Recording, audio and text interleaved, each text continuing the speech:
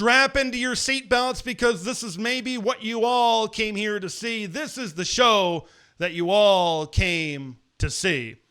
And it's Jared Curtis, the number one quarterback in the country. Now, when we start talking about Jared and his recruitment, it's really interesting as it pertains to Jared, as it pertains to Oregon and Georgia, who are the two finalists right now for Jared. Because we were sitting at the beginning of last football season, and both the Bulldogs and the Ducks were kind of feeling pretty good with their top quarterbacks. Oregon had Jonas Williams out of the state of Illinois. Really good, high four-star type of prospect. He's an Elite 11 finalist, I believe. Of course, now he's flipped over to USC, but they were feeling good. At the start of the season, Jared Curtis was committed to Georgia. And then Jared Curtis decommitted from Georgia. That was he committed to Georgia on March 24th, 2024. He decommitted from Georgia on October 17th. 2024.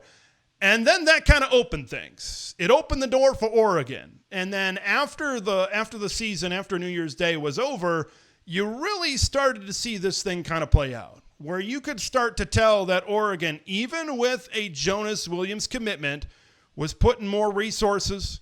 They were putting a lot of attention to try to grab that number one quarterback in the country, of course, being the aforementioned Jared Curtis. And that's likely what led to the decommitment of Jonas Williams and then him flipping over to USC. And then you see this recruitment kind of play out the way it has right now. This recruitment's been very tough to peg.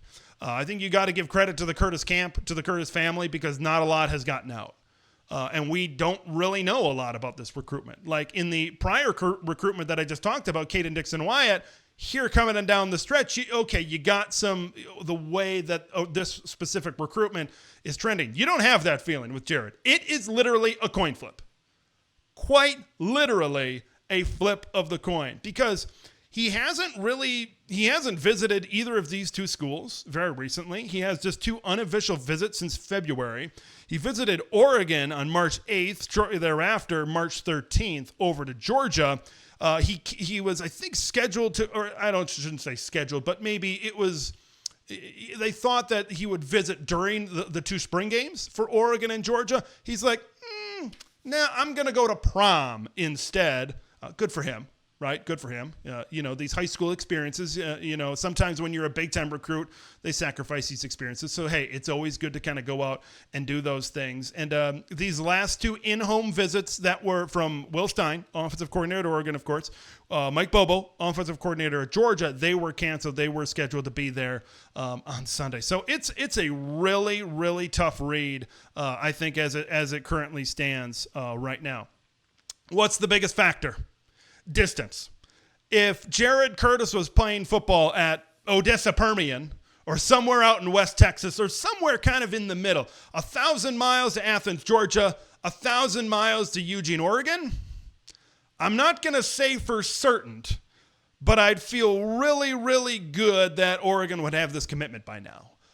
Distance, I think, is a big deal for the family. If you've been following over at Scoop Duck, owner and publisher Justin Hopkins has been writing a lot about this. It's distance. It's distance. It's distance. This Georgia coaching staff is trying to harp into stay at home. Even when Georgia does go on the road, very much within traveling distance from Nashville, Tennessee, which of course is where he's living and going to high school right now. So. And then the distance all the way up to Oregon. The question for the Ducks is, what are they doing right now to be able to kind of close that gap, to be able to kind of make that maybe not as big of a factor? Are the NIL collective ponying up cash so that parents can fly out and see Jared and his home games? Or how exactly is that gap being closed? That's something that we'll probably never know, of course, but it's certainly something that certainly plays into this as well. Now, when you take distance out of it, and maybe this goes into my 1,000 there and 1,000 here type of consideration, and you just compare, all right, you're the number one quarterback in high school football, and obviously you want to go to a place that will get you to be able to be drafted, make as much money in the NFL as possible, have as much success as quarterback friendly of a team and an offense and a scheme as possible. And like, it's no comparison when it comes to offensive scheme, when it comes to talent around you, when it comes to quarterback-friendly offenses, when it comes to your ability to put up production. It's Oregon. And I'm not saying that just because I'm hosting an Oregon show.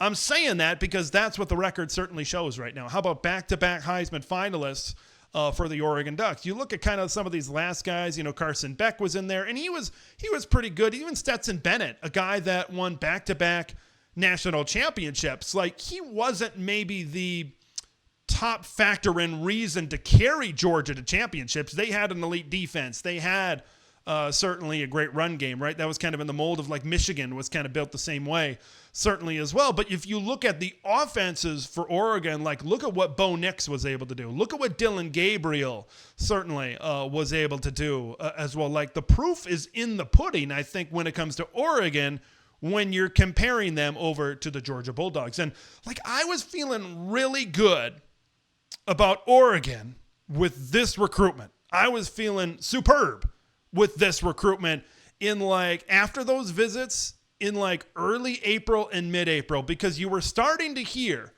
all right, late April, this is when we're expecting a commitment. We're going to hear a commitment date, and Oregon is sitting in a really good spot.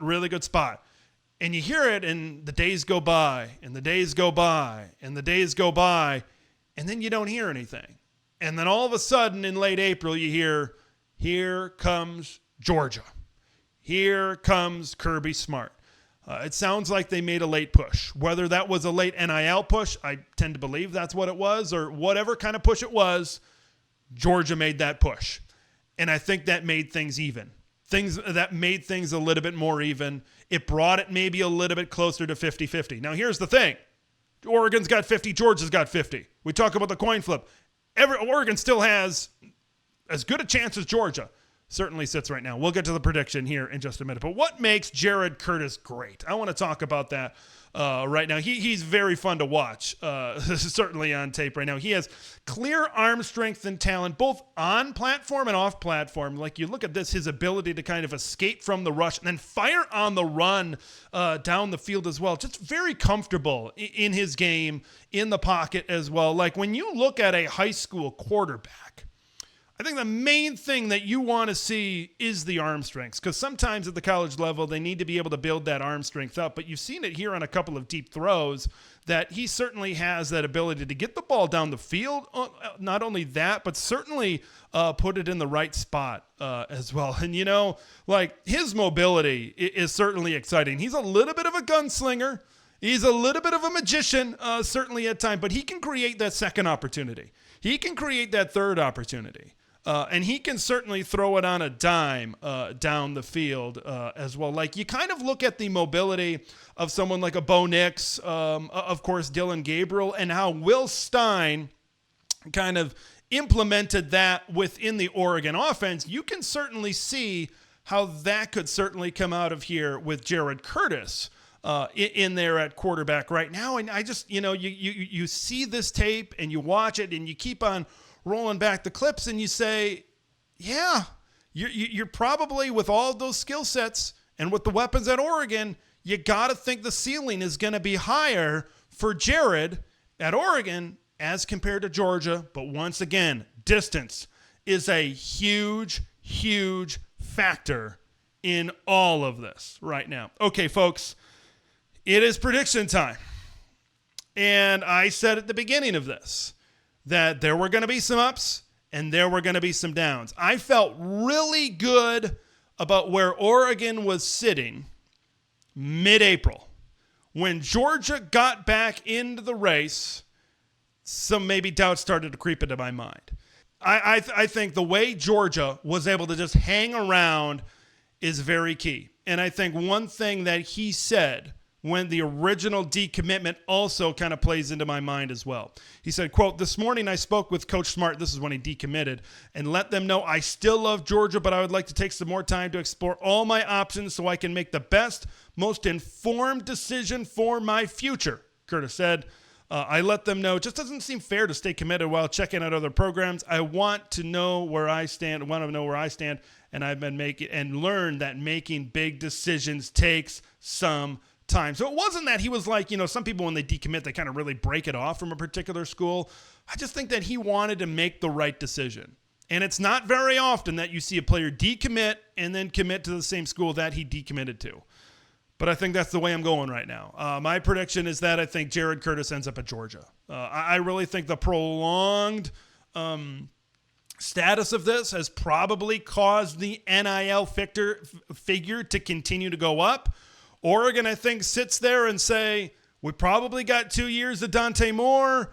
There's some other stuff kind of thrown around in there. And we know Jared is a huge priority right now for Oregon. But I think there might be a place where Oregon maybe caps off with when it comes to financially. Knowing in the back of their head, say, we've got an elite quarterback right now. We feel really good about our quarterback room. And where things are going to go next, whether it's with Jared or without, we feel really confident in the way that's going on right now. I think Georgia maybe feels a little bit more of a sense of urgency at quarterback, but maybe not. I would be, and like I said, this is a coin flip. So I'm kind of going out and trying to read some of the tea leaves, which it's been very difficult to be able to read this, to be brutally honest with you. But the fact of the matter is, other than that Tom Loy comment, I have not seen a lot of steam or momentum or anything really in Oregon's favor. There's some people over at On3, like Steve Wiltfong, is saying, hey, this is good for Georgia or that's good for Georgia, and all of these other comments. So it's tough. It's tough right now. I think this prolonged recruitment seems to favor the Georgia Bulldogs, so I'm going to kind of throw it that way for my prediction.